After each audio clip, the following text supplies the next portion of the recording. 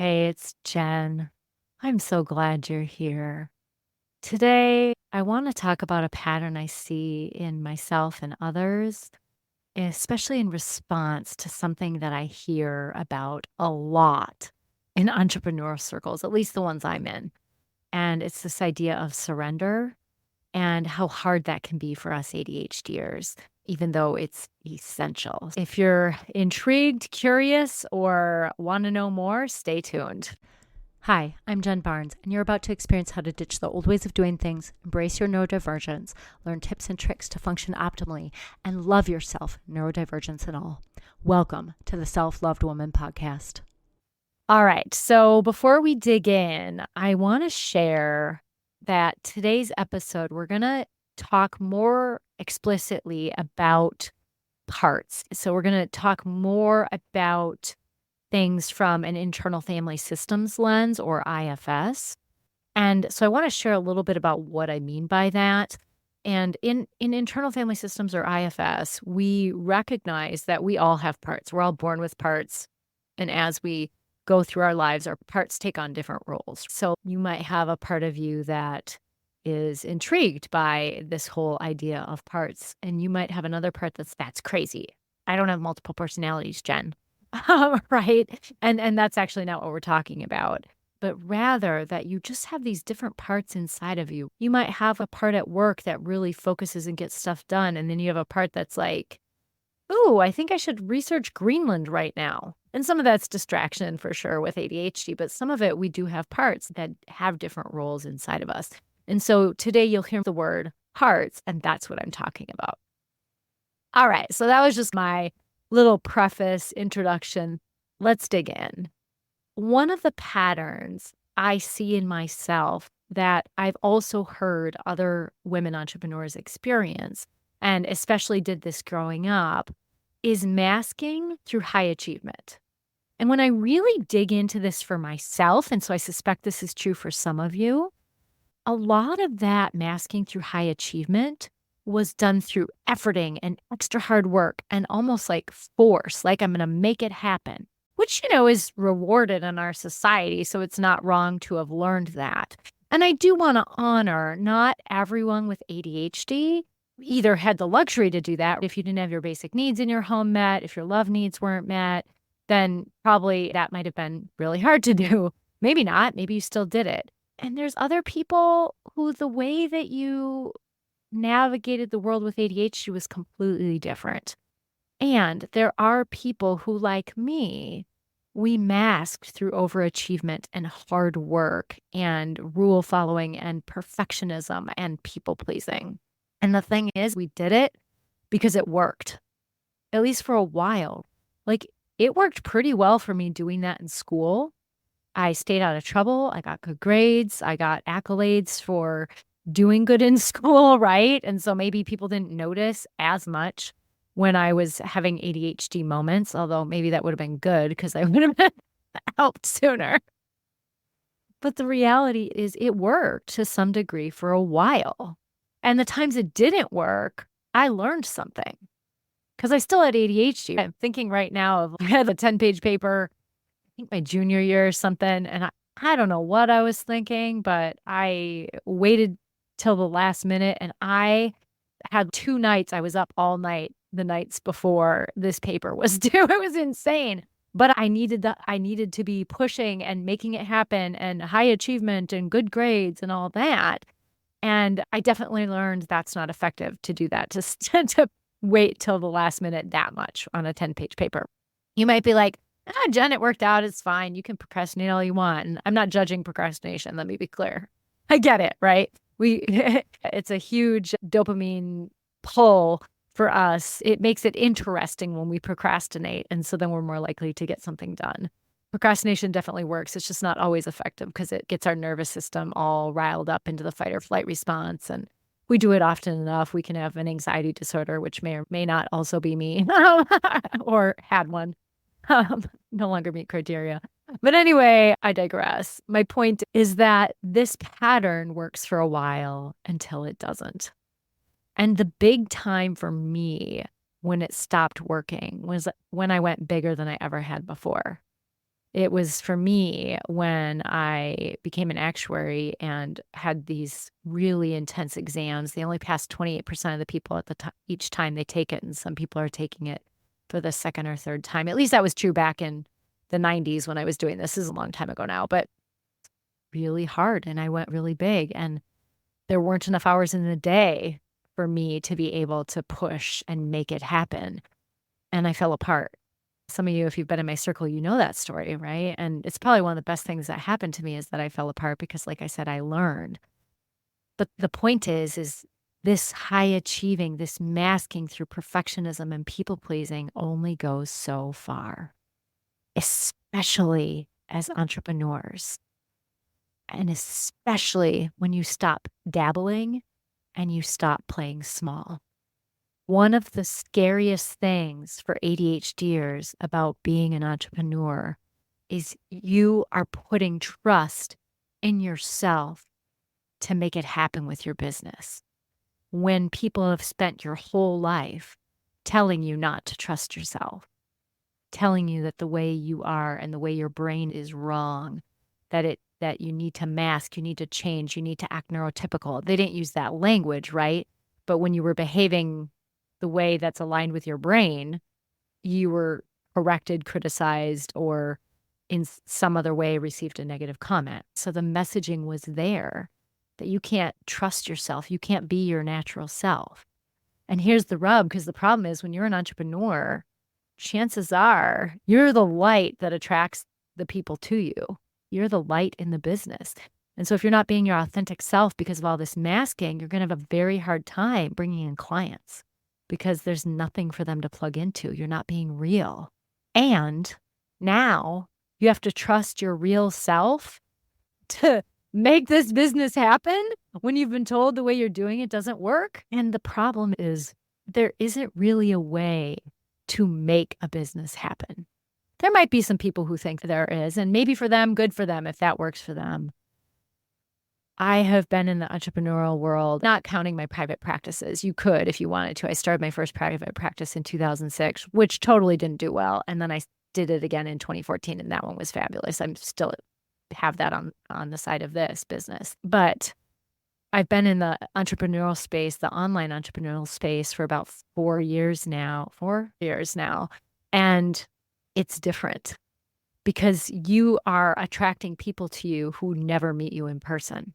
They might just see something you wrote on Instagram or your podcast. And so you have to be aligned with who you really are. And that forcing energy comes across as desperate and needy forcing, right? No one likes like a used car salesman approach, right?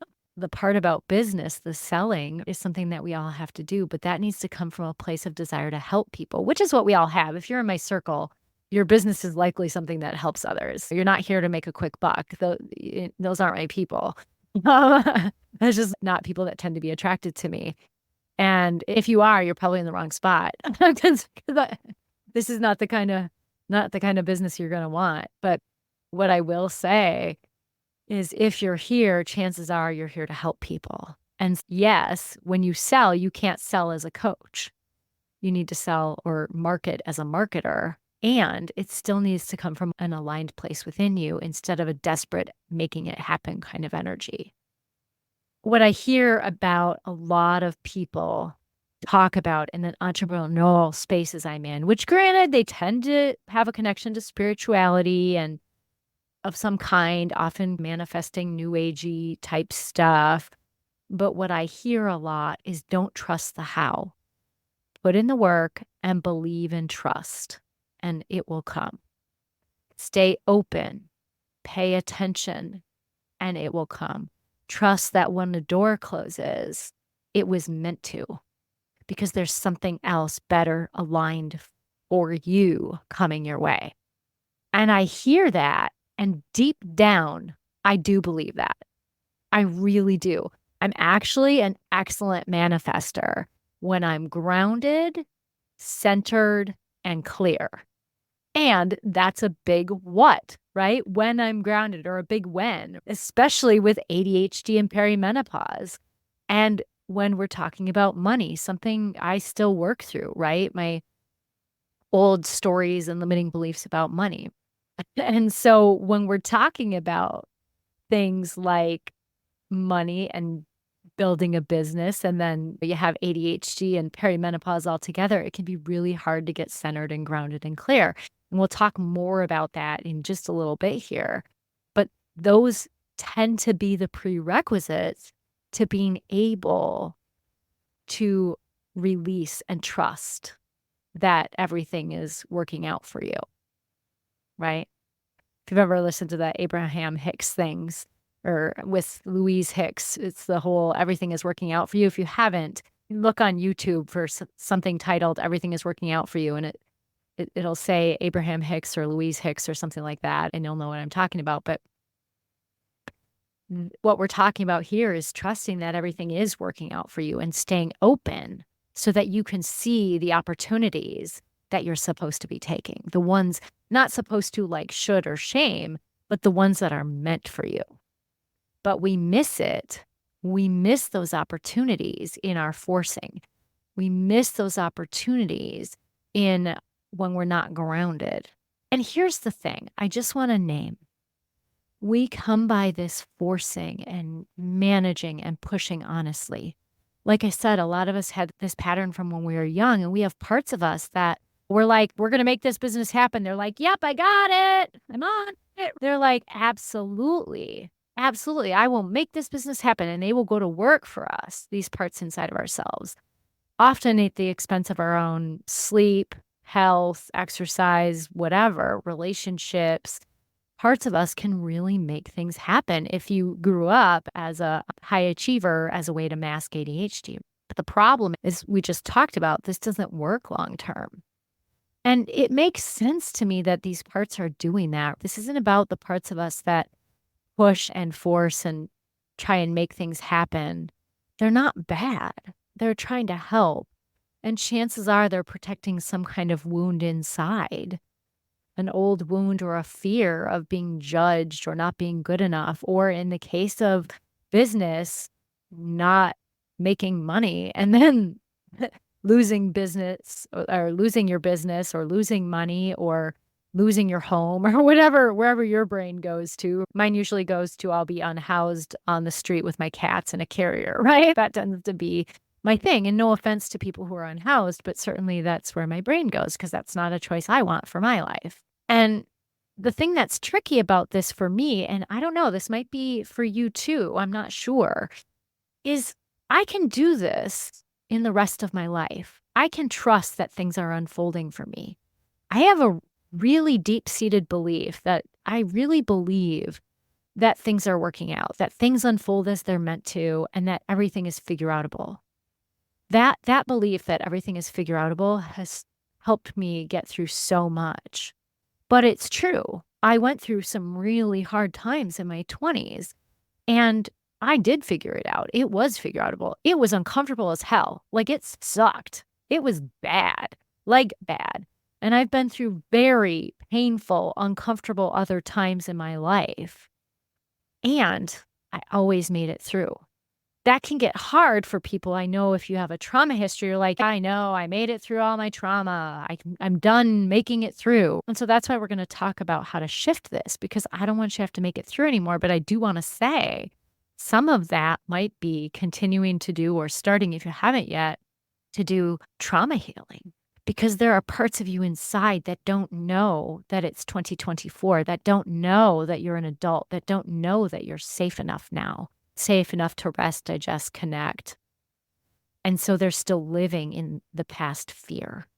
And that could be you, even if you don't have complex trauma, this huge trauma history, but you have the trauma of growing up ADHD with all the criticism and complaints and corrections and people always on your case about doing it wrong and thinking you're incapable and having to prove yourself all the time, and even proving yourself to yourself because you have parts of you that have adopted those beliefs. And so I just want to name that we have all these parts that really are trying to help us. And in some ways, sometimes, for me at least, they do step back. I am able to trust that in my life, things unfold with relationships and with where I live. It was a little harder when my mom died. Like, that was a tough one. Now, 5 years later, I can see, okay, yeah, it did need to happen that way, although I have parts of me that are like, "Nah." So I'm clearly not all the way there on that one. I'm just grateful that as a retired nurse, she didn't have to go through COVID for many reasons, but I just think as much as I'd rather have her back, I also think that would have been really hard for her. So anyway, my point is, I do believe in most of my life that things are figure outable. Things do unfold and happen, and maybe you do too. But the one area where it's hard is entrepreneurship. And it's especially hard if you have staff, right? Or even like virtual assistants help me.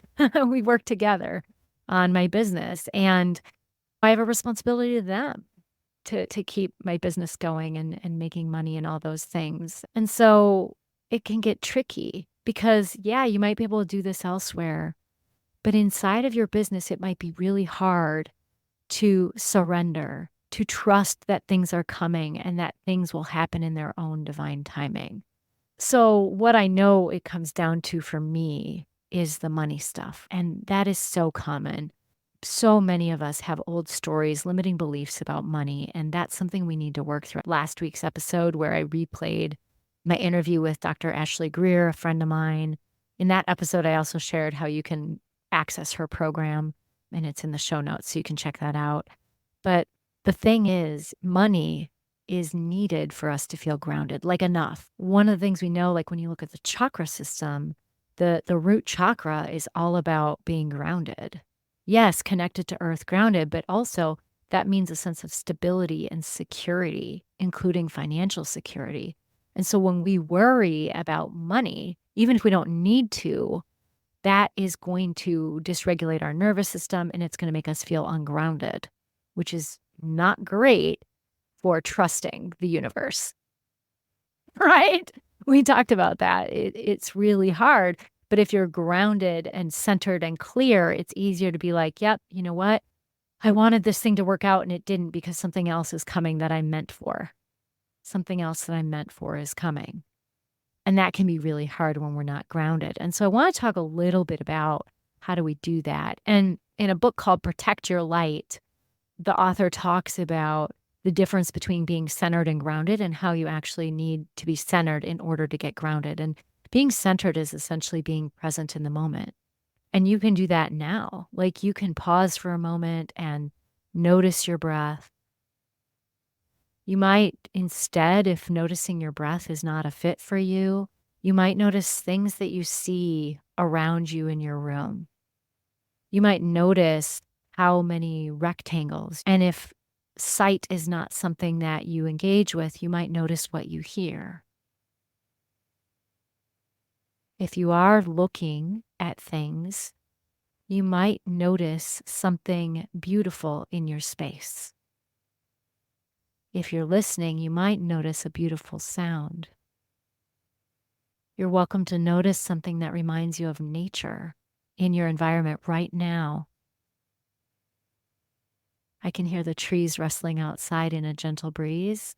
If I look out the window, I can also see the trees. And then you might notice one part of your body that feels comfortable.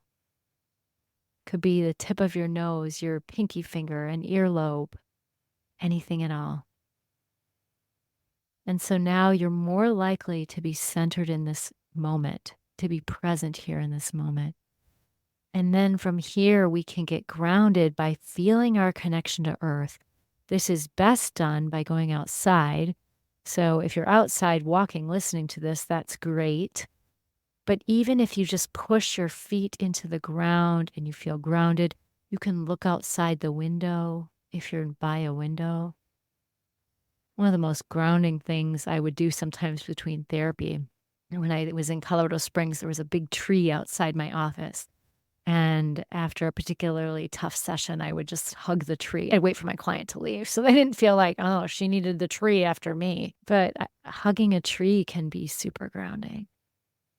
Letting yourself be connected to earth, the lightness type feeling in your body. And you might not be able to feel that. Some of us, it takes practice or time. Having done a lot of yoga and Meditation, that's something I can dip into a little more quickly. Plus, I'm an IFS therapist, so to do that, you practice a lot. But you might notice that you could be connected to some self energy. And it's from there that you can lead the way for your parts that are scared to just trust. And inside of this energy, one of the things that we can talk about is letting go of the hustle, sitting in more silence to connect with this self energy, trusting that you've got it and trusting that the universe has your back. And some of how we do that is we embrace uncertainty. And that's a tough one. You might have popped right out of your self energy when that happened, and you had a part that was like, oh, we want certainty. And you know what? Of course you do. Everyone wants certainty. We want predictability and certainty because it feels super safe. The problem is there's nothing in this world is certain. There's only one thing in this world that is 100% certain, and it is that you will die. Not to be the bearer of harsh news, but right? That is the one thing that's absolutely certain, no matter what, is that your body at some point will cease to exist in some way. Nothing else is certain. And that can feel really scary for parts of you. And that's maybe a sign of some work to do with those parts of you. Maybe some journaling, maybe meeting with a therapist or coach who does IFS. I offer one-to-one coaching. So if you're interested, you can get a hold of me. But you might notice those parts. And you might also notice that there's some beauty in being able to embrace uncertainty. Because if things are uncertain and you can't force things to happen, no matter how hard I tried, my mom still died.